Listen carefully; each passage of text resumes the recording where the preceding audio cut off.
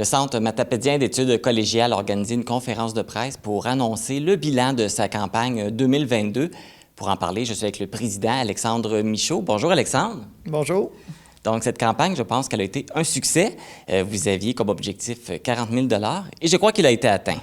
Oui, tout à fait. On a atteint notre objectif avec 42 500 Dans les années précédentes, mis à part l'année dernière, où c'est une année particulière, où on avait haussé justement l'objectif à 50 000, les années précédentes, notre objectif était de 30 000 Donc, cette année, on a décidé de le hausser à 40 000 puis ça a été un succès. Donc, on est vraiment satisfait. Et ça a fonctionné. Et cet argent-là qui est ramassé lors de la campagne va servir à quoi? C'est vraiment là, pour financer des projets éducatifs, sportifs dans notre CEMEC, remettre des bourses.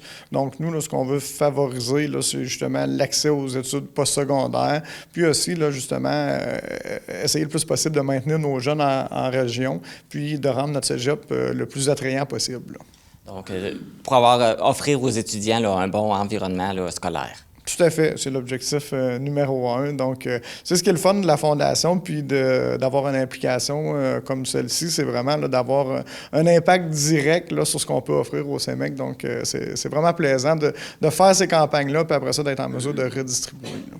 Quelles sont les activités particulières qui ont été faites lors de cette campagne? Il y a toujours des voyages éducatifs là, qui sont faits, mais pardon, je pense que je n'avais pas saisi la question. C'était plus qu'est-ce qu'on a fait pour recueillir les sommes? Oui, c'est ça. Mais c'est intéressant aussi ce que tu nous dis. Exact, mais en fait, il y a eu des activités qui ont été faites, notamment avec Camille, notre présidente d'honneur. Fait que c'est elle qui pourra peut-être plus en parler avec justement les écoles du coin. Mais règle générale, là, nos donateurs sont présents aussi année après année. On a un gros travail de sollicitation qui est fait, autant au niveau des entreprises, des organismes municipaux, justement, comme la MRC, puis au niveau des particuliers. Comme je disais tantôt pendant la conférence, nos dons particuliers sont en hausse année après année. Donc, on développe le sentiment d'appartenance au CEMEC. Donc, les gens qui ont étudié ici, on voit là, justement qu'ils redonnent là, après leurs études quand ils sont rendus sur le marché du travail parce qu'ils sont sensibilisés justement là, à l'impact que ce don-là peut avoir justement sur le CEMEC. C'est bon signe qu'il y a une augmentation, c'est-à-dire que de plus en plus les gens sont intéressés là, à contribuer à ce succès. Oui, vraiment, c'est ça. Depuis 2 ans, on remarque une augmentation à ce niveau-là. Donc, c'est sûr que c'est positif pour nous. Puis, on vise encore une fois là, à augmenter ces dons-là dans les années futures. Là. C'est sûr que ça va vraiment nous aider à atteindre notre objectif année après année. Là. Vous avez aussi, là, on parlait des particuliers, mais dans les autres, vous avez des donateurs principaux. Quels sont-ils? Parce qu'ils sont venus porter le chèque aujourd'hui aussi. Exactement. Mais on avait la MRC de la Matapédia, on avait la Caisse Desjardins qui était comme donateur. Ensuite, on avait Pascal Bérubé qui était dans les donateurs principaux. On avait la Fondation Catherine Chenel, puis Mallette qui était dans nos donateurs principaux. Donc, évidemment, on les remercie. C'est des donateurs qui sont là année après année. Donc, sans eux, là, c'est sûr qu'on n'aurait pas le même succès. Tout à fait. Et là, maintenant, qu'est-ce qui s'en vient? Est-ce qu'il y a d'autres... là, il va y avoir une autre campagne l'année prochaine, mais là, est-ce qu'il y a d'autres activités qui s'en viennent prochainement?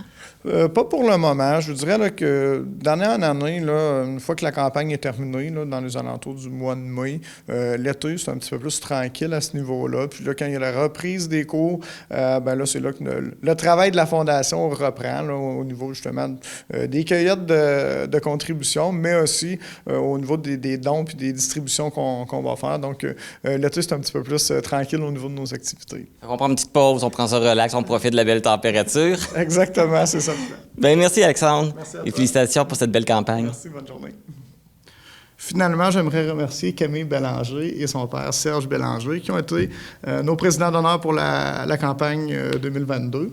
Donc, un gros merci. Ça a été un succès en grande partie à cause d'eux.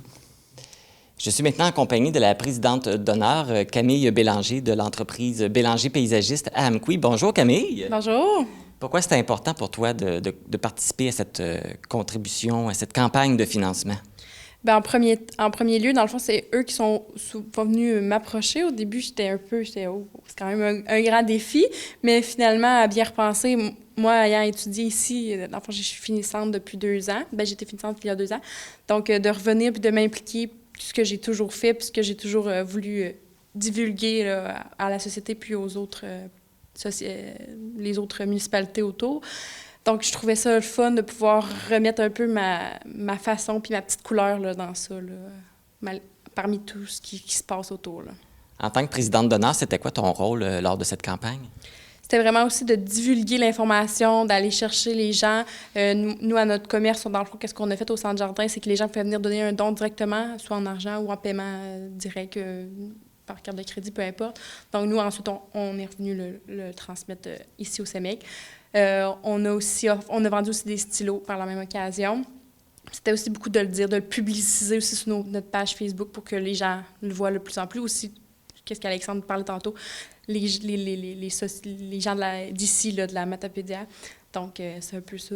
Puis de faire aussi, on a fait une activité là, à l'école Sainte-Ursule là, pour pouvoir justement en parler plus puis propager la nouvelle. Là. Et c'était quoi l'activité au juste à Sainte-Ursule?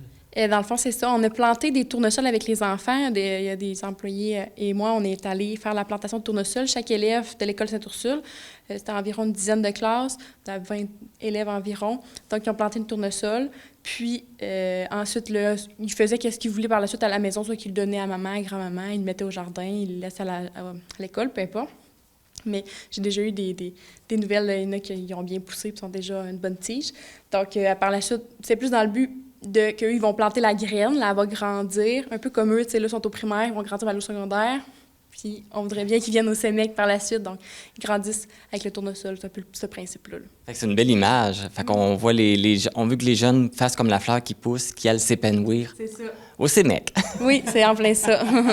Bien, merci beaucoup, Camille, puis félicitations pour ton engagement. Tu risques peut-être d'être sollicité pour d'autres par la suite. Bien, on verra. Merci. Merci. Merci à tous.